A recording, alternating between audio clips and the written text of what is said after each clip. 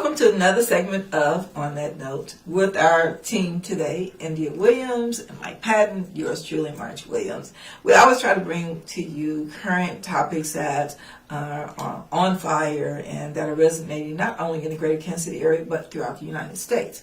So, on that note... Yes.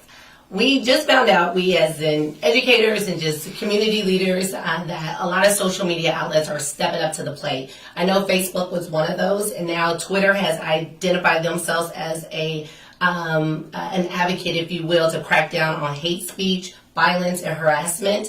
But a lot of us are saying finally, right? Yes. Because they pretty much have received a lot of hate mail and just calls from the community to monitor most of that abusive content and actually take it off of the social media sites. And that's very important as an educator, because a lot of students have seen suicide rates increase because of cyberbullying and just the spirit of comparison, right? Mm-hmm. And then them feeling like they're not good enough. And so even in Charlestonville and those allegations that took place and incidents that occurred, mm-hmm. It's just time for them to step up and use their abilities to censor some of that nonsense. Okay, so I know that you work with young people with mm-hmm. Generation Rap. Yes. Have you all talked about any of this and what their feelings are about social media and the impact that it's had on them? Oh, yeah. Okay. And we've identified, and a lot of the students have been very transparent of even going through their own depression and feeling like they're not good enough. Right. And we've had a lot of organizations come out and talk about what, resources are available to assist those students. One of the things that's been heartbreaking to me is at their fingertips. They're addicted to this, yes. though. So it's not like I can simply tell them to just get off of social media. Mm-hmm. Don't worry about that. Right. It's everywhere. You know what? I was listening to something the other day that there was a study that was done with children or young people, mm-hmm. and they allowed one half of the group mm-hmm. to participate in social media during the day, and the other half could not. Yes. And they talked about how the ones who were on social media mm-hmm. For most of the day, their attitudes and their anger seemed to be at a heightened level mm-hmm. as opposed to those who were not on social media. So even though we think about when we're on there and mm-hmm. we're reading certain things, how our adrenaline goes up and it goes down, and we may dig into an article a little bit further mm-hmm. or we'll read something and we go past it. And for people who don't know how to manage mm-hmm. themselves, I can see how it would trigger or place them mm-hmm. in another place just simply because they're spending a lot of time. How many times do you go on there? I know it's like me. I'll get on there and I'll still come on for 5 minutes, and an hour later I'm like, oh my God, time doesn't go like this when I was working. Yeah. You get lost. You get lost when you're in there because there's so many things that take your attention, good and bad. Yeah. Good and bad. So. And I wanted to correct myself too. I think I brought Charlottesville and Charlottesville. So for that, that incident. But I mean, like I said, we're seeing this across the country, and I'm just glad that Facebook, Twitter, and Instagram, all of them, they're taking action. Right. Because that's unfortunately, they're younger and they're not mature enough to know the difference between entertainment mm-hmm. and pure hate. Okay. Mm-hmm. All right. What do you think about that, Pastor Mike? Well, you talk about the pure hate. Yeah. Pure hate is just something. And see, this is one thing that Dr. King had instilled in me, is that one thing is this, is that you're born into a point of society now that you learn how to love, but you're taught how to hate. Mm-hmm. And so now, where do we put the love? Where do we put the hate? Well, now we have to have people that are willing to step up to the plate in social media and stop putting their business on social media that promotes hate. Mm-hmm. I'm dealing with a person right now that in my church, putting on Facebook all their background and backdrop and all this minutia of stuff dealing with some particular girl that they like, and so they go back and forth through social media. Now one person is carrying a gun, now the person now has to get the next part some type of law stating that person cannot come around them, a restraining order. Wow. And is it ex parte? An ex parte also. An ex parte, in order to get them not to come around them, because now they not only fear for themselves, but they feel for their child. Yeah. Well, you know, And it's so- just an incident with the young lady who was just recently killed. Oh, yeah. I think he was angry at someone else, but he put on Facebook where to find the body. You know, Right. that she was. I mean, it's just Exactly. the whole thing that is just Shot her in the head, shot her in Yeah. the head, It's taken and to then another took his level. life, and was Yes. going over to shoot his girlfriend. But he had Ex-girl. shot, he had That's- shot at her. well, earlier. Yeah, he did. They had broken up. Yeah. Yeah. She broke it up with him because of the physical violence. Did you hear about the one snatches this girl from at a gas station, Yes. That's what pouring I'm talking gas about. inside of a car, Yes. Yes. right, and throws her in, takes her out. Yeah. Yep. That's what Yeah, social I media mean, does. the social media can Can. have its advantages, Yeah. but we also know that when it gets in the wrong hands and when Yes. there isn't any guarded use of it, that it becomes a disadvantage for That's us. right. That's right. I'd like to talk a little bit about what's going on in Kansas City on that note. As we know that recently we passed the issue that was on the ballot as it relates to the new airport in the greater Kansas City area, but things changed a little bit last week yeah. when the council decided to vote against the MOU that was provided for various reasons or some things that they thought that should have been included that were not in there. So they're back to the drawing board, and there's been a lot of conversation on Facebook and among groups about what's going on. First of all, with them not using someone from Kansas City as far as giving the bid to, and then secondly, you know, does Kansas City really need to have a new airport? You know, there are the pros and cons of it. I love our airport, but I know that it is a security nightmare as far as being able to get in and out. Yes.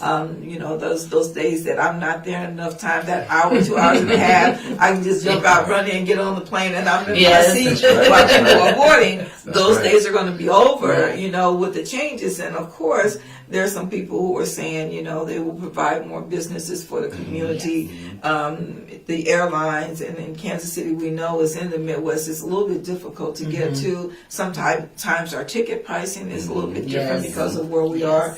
But hopefully, with the new structure, once they get everything settled, we'll offer again employment for our people in our community, because that was one of the things that I believe that was a selling point. Yes. Was that there were Exactly. going to be jobs, and so when we think about that, not jobs but careers, because a job is not something that lasts forever, but a career does. And so when we think along those lines, but we just want to make sure that the people who can do the work, I'm talking about our African American and minority businesses who can do the work, have an opportunity to be included in whatever the new structure is going to be moving They need forward. to stay at the table. They need to be at the table. They need to be invited at the table. The voices need to be heard, and all that needs to be taken into consideration.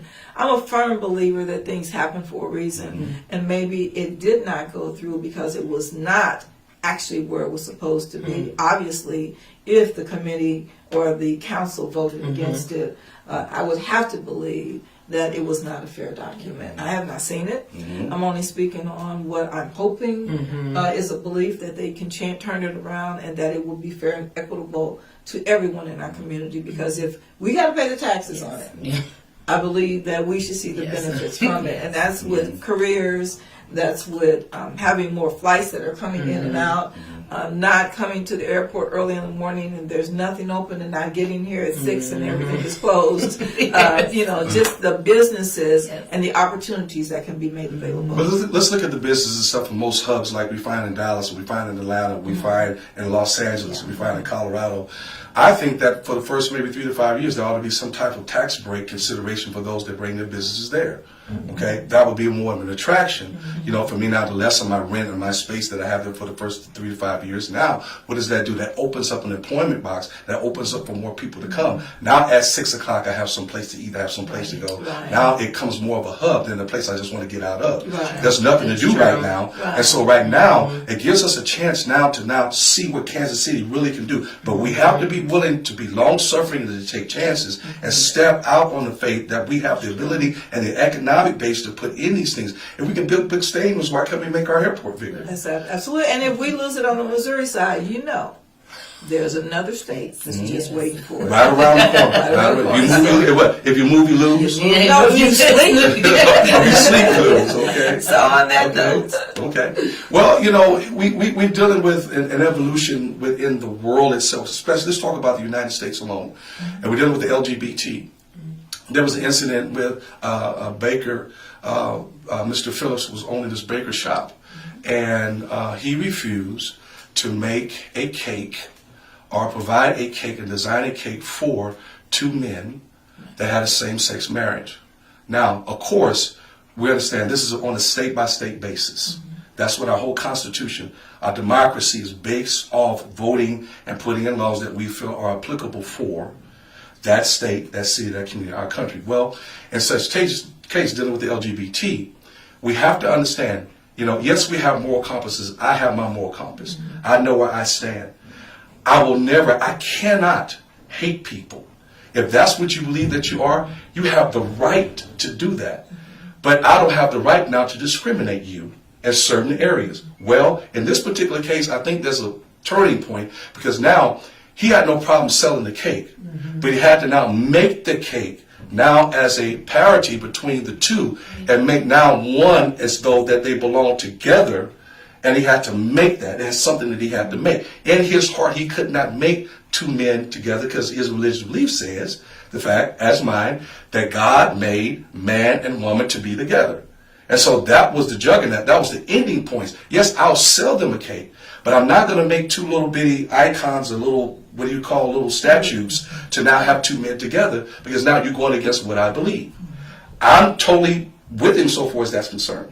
But there's an organization called GLAAD, which is the Gay Lesbian Against Defamation, and those are laws. That's an organization now that stands for everybody should be able to buy a particular commodity, no matter what it's for, dress, attire, a marriage, whatever the situation is, based upon the fact I can now represent who I am, and you can't tell me who to love, you can't tell me who to marry, because of your own religious beliefs.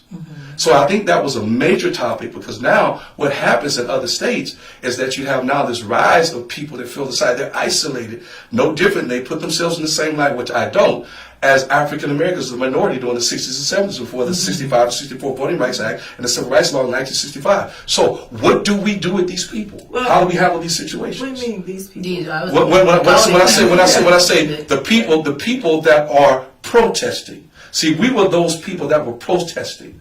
When I say these people, so you're saying, what do we do with what the issues what I'm saying, of what the I'm saying, LGBT no, what I'm saying, community, or because you refer to them as these people? Okay, no, when I say these people, the only people that I mean are the people that are protesting, and that now saying that I can't, I can't serve them, I can't provide for them. What do we do about people who feel as though they want to isolate those people who want to have their rights? Got you. That's what I'm talking about. Okay, got you. I mean, how is that any different than the clerk who didn't want to sign the marriage license for the people? Remember that issue? Yeah, and that, I mean, it went all the way up to the Supreme Court on the decision. I think this has already gone to the Supreme Court. Right. Yeah. Okay. So had they not come in and declared, I'm just asking the question, that they wanted a cake for themselves. We've been baking cakes and cookies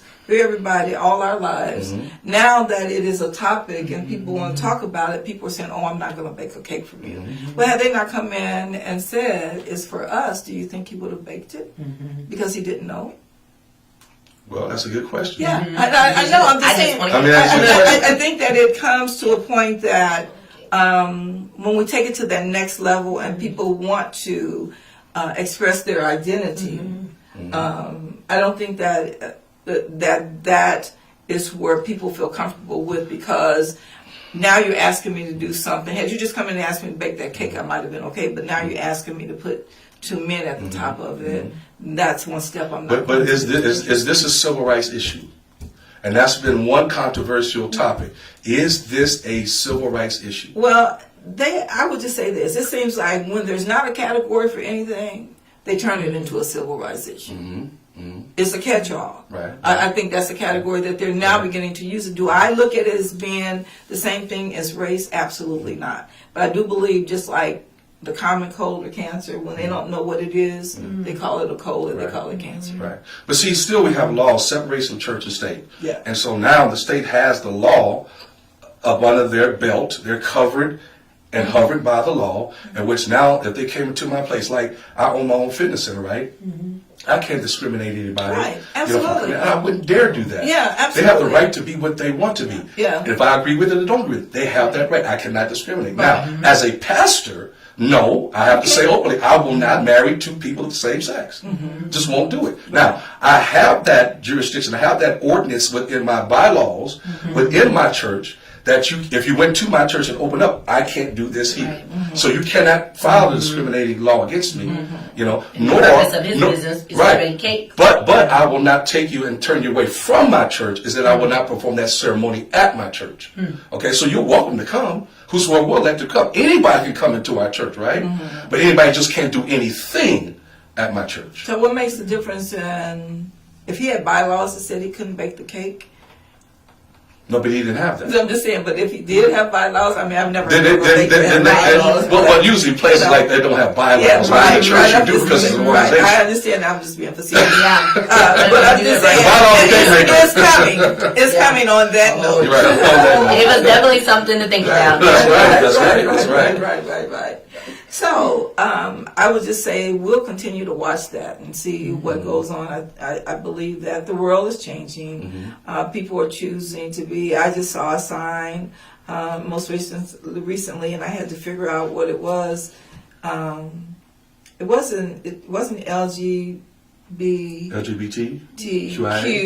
I was 8. And there was another letter on the end of it, and I was like, Q. okay, not the Q. No, It was a letter after the Q, and then It was it's an something A like or I. something like not determined or not sure, Not identified or something like that. yeah, something like that. So I just think that as we continue to look at how it's progressing, Yes. and people self-identifying with who they are, we as individuals don't have a right to judge.